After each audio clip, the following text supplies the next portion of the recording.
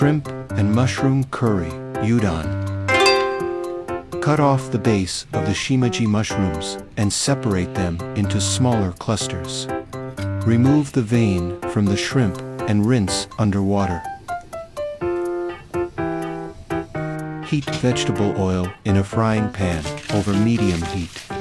Add the shimeji mushrooms and saute until tender.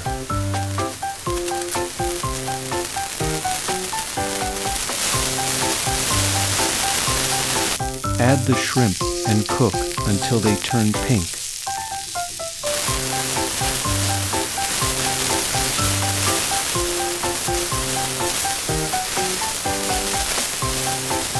Season with salt and pepper.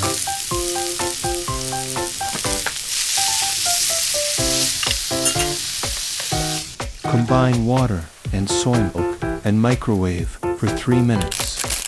Prepare the ramen, add the seasoning packet, and pour in the heated soy milk mixture.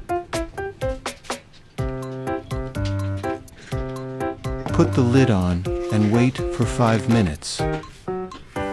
After 5 minutes, give it a good stir, then top with the sautéed mushrooms and shrimp.